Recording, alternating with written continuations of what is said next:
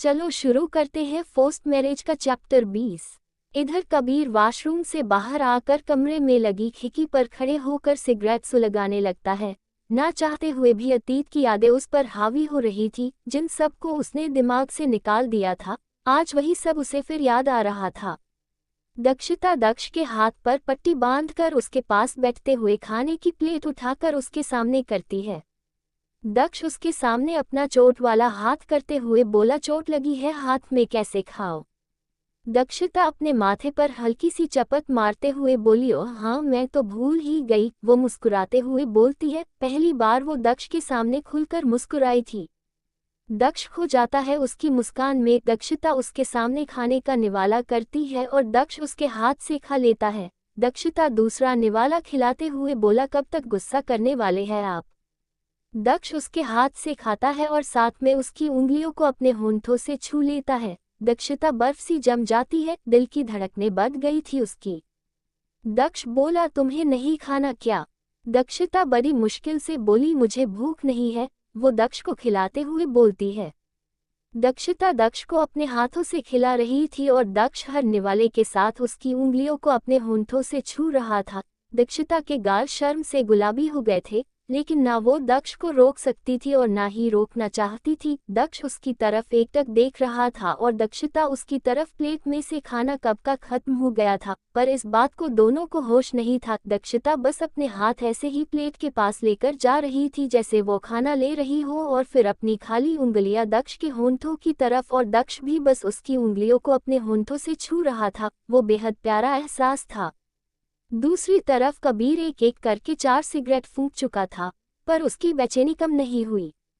दक्ष और दक्षिता अब भी एक दूसरे की आंखों में खोए हुए थे। दक्ष का फोन रिंग करता है, जिससे दोनों होश में आते हैं। दक्षिता की खाली उंगलियां दक्ष के होंठों पर थी, जिसका पता चलते ही वो झेप जाती है और जल्दी से अपने कमरे में भाग जाती है। दरवाजा बंद करके वो उससे टेक लगाकर वहीं खड़ी होकर उस पल को याद करने लगती है। शिखा बिना किसी की तरफ ध्यान दिए अपनी क्लास की तरफ बने लगती है। कबीर एकदम से उसके सामने जाकर बोला, इतनी भी क्या जल्दी है क्लास में जाने की, थोड़ा हमसे भी बातें कर लो। वो सिगरेट का धुआं उसके चेहरे पर छोड़ते हुए बोलता है। उसके सारे दोस्त उसकी बात पर हंसने लगते हैं।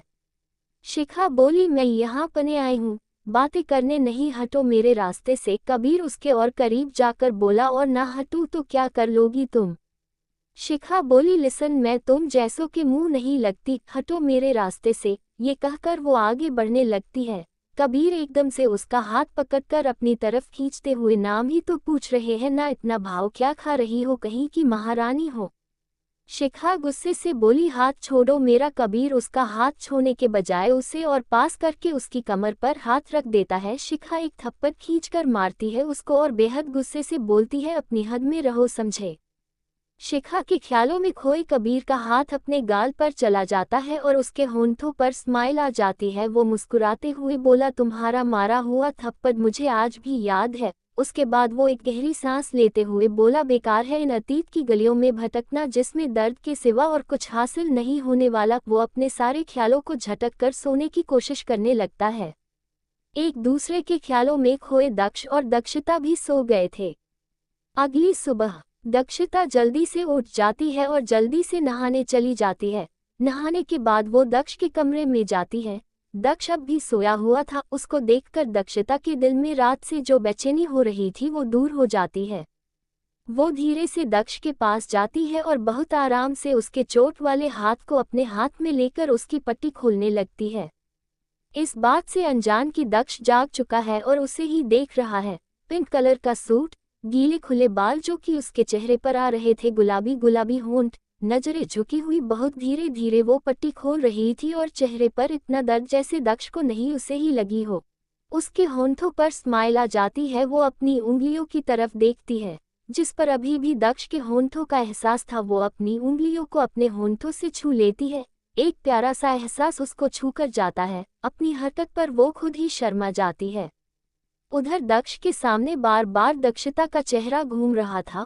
उसकी वो आंखें जिनमें अपने लिए बहुत कुछ नजर आ रहा था, जो उसे बेचैन कर रहा था। वो मन में बोला, नहीं, ये नहीं होना चाहिए था, मैं होने नहीं दूंगा। एक दूसरे के ख्यालों में खोए वो बिस्तर पर गिर जाते हैं। उधर कबीर को नींद नहीं आ रही थी, वो भी बिस्तर से टेक लगाकर अपनी आंखें बंद कर लेता है। शिखा की याद फिर ताज़ा हो जाती है।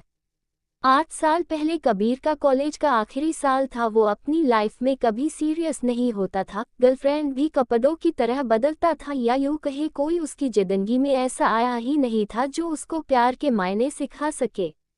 नए स्टूडेंट्स का पहला दिन और हमारी शिखा का भी। कबीर अपने कुछ बदतमीज दोस्तों के साथ बैठा नए स्टूडेंट की रैगिंग कर रहा था, जिसमें उसकी गर्लफ्रेंड सानिया भी शामिल थी, जो 1 करोड़पति बाप की इकलौती और बिगड़ी हुई संतान थी। इस बात का घमंड उसके चेहरे पर चमकता था। कबीर भी कुछ कम नहीं था, वो भी एक बहुत बड़े बिजनेसमैन का इकलौता बेटा था। उसकी माँ भी बिजनेस वूमेन थी। दोनों काम की वजह से ज़्यादातर बाहर ही रहते थे, पर कबीर से बहुत प्यार करते थे और कबीर भी उनसे बहुत प्यार करता था। कबीर की देखभाल के लिए उन्होंने एक औरत को रखा था जिसका नाम सरला था। उसने अपनी पूरी जिंदगी कबीर की देखभाल में निकाल दी थी। सब उन्हें घर का हिस्सा ही मानते थे।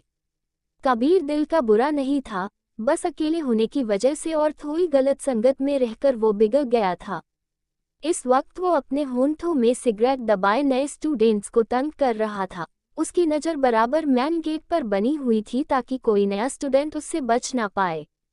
तभी ऑटो से उतरकर शिखा अंदर आती है। वाइट कलर का चूड़ीदार सूट, खुले बाल जो हवा से बातें कर रहे थे, कानों में सिल्वर कलर की बालियां, आंखों में काजल, होंठों पर पिंक लिपस्टिक और 2 चीजें जो उसे दक्षता से अलग बनाती थी, वो थी उसकी नीली नीली आंखें और गालों में पत्ते डिंपल। कोई सादगी में भी प्यारा लग सकता है, ये कबीर ने आज देखा था।